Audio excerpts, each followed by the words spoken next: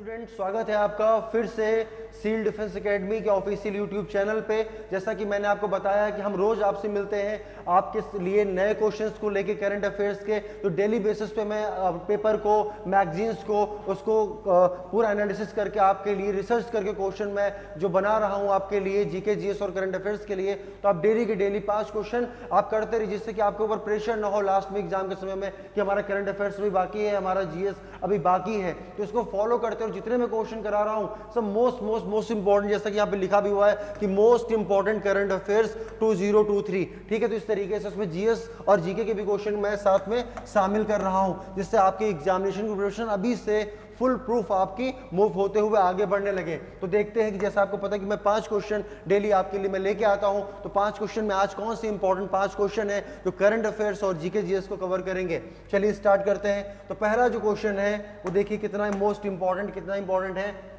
IMBIE which was the seen in the news, जो news में देखा गया according to UPSC language is associate with the assessment of the which entity, किससे संबंधित खबरों में रहा IMBIE किस इलाके के आकलन से जुड़ा हुआ है। तो इसका जो सही जवाब है melting of the earth ice sheet, मतलब जो पृथ्वी पे टेम्परेचर बढ़ रहा है, इस तरीके से आइस शीट जो मेल्ट हो रही है उसके मापन के लिए इस संस्था को हम लोगों ने खबरों में देखा है। तो इसका सही जवाब क्या हो जाएगा, बर्फ, पृथ्वी की बर्फ की चादरों का पिघलना, melting of earth ice sheet. तो इस तरीके से ये इसका सही जवाब आपका हो जाएगा। मूव करते हैं, देखते हैं which union ministry organize the Kalanjali event. तो इसका जो प्रश्न है बहुत इंपॉर्टेंट है। क्यों इंपॉर्टेंट है अभी आप एक्सप्लेनेशन में समझ जाएंगे। कौन सा केंद्रीय मंत्रालय कलांजलि कार्यक्रम को आयोजित करता है। तो इसके लिए जो सही जवाब इसका है वो आपका हो जाएगा संस्कृति मंत्रालय, मतलब मिनिस्ट्री ऑफ कल्चर। तो मिनिस्ट्री ऑफ कल्चर को याद रखना है और कलांजलि याद रखना है, लेकिन एक्सप्लेनेशन जो है वो सबसे ज्यादा इंपॉर्टेंट है। देखिए कैसे इंपॉर्टेंट है, यहाँ मैंने आपको बताया है मिनिस्ट्री ऑफ कल्चर, यहाँ क्या है, union culture ministry organize the Kalanjali event under which various kinds of culture program will be organized at, ये जो मैं बताने जा रहा हूं, सेंट्रल विस्टा जो हमारी नई पार्लियामेंट है, इंडिया गेट जो उसके पास में है, इन दिल्ली, एवरी वीकेंड में ये प्रोग्राम वहां ऑर्गेनाइज किया जा रहा है, सेंट्रल विस्टा और इंडिया गेट पे, इसलिए इंपॉर्टेंट है। और सबसे अच्छी बात है, जो इंपॉर्टेंट बात है कि प्राइम मिनिस्टर मोदी ने इसको क्या किया है, अप्रिशिएट किया है, इसलिए क्वेश्चन क्या हो जाता है, ये इंपॉर्टेंट आपके लिए हो जाता है। तो इस तरीके से 2 आपके करंट अफेयर्स हो गए। तीसरा क्वेश्चन देखते हैं हम लोग, जीके जीएस से आपका रिलेटेड है। निम्नलिखित में कौन सा क्रिप्स मिशन के संबंध में सही नहीं है। तो ये आपका क्विट इंडिया मूवमेंट, मतलब कह सकते हैं गांधीयन इरा में 1940 के बाद का बना हुआ क्वेश्चन है, जो आप पॉलिटी में भी पढ़ते हैं और हिस्ट्री में भी पढ़ते हैं। तो कई बार हम लोग सोचते हैं कि ये क्वेश्चन कहाँ से लिया गया है।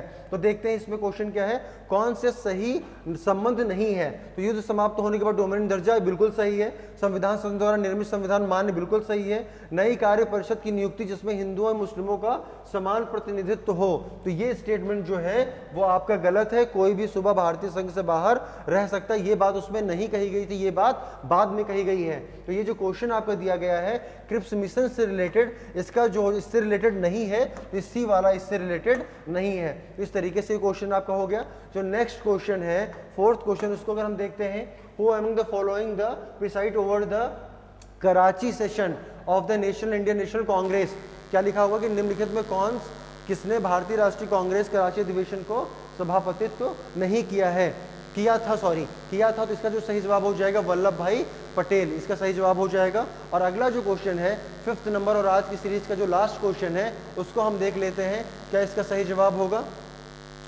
तो ये क्वेश्चन जो है, पहले क्वेश्चन को हम समझते हैं। In which of the following language was the paper the Indian Opinion not published, ठीक है, उसमें इंडियन ओपिनियन पत्र नहीं छापा जाता था।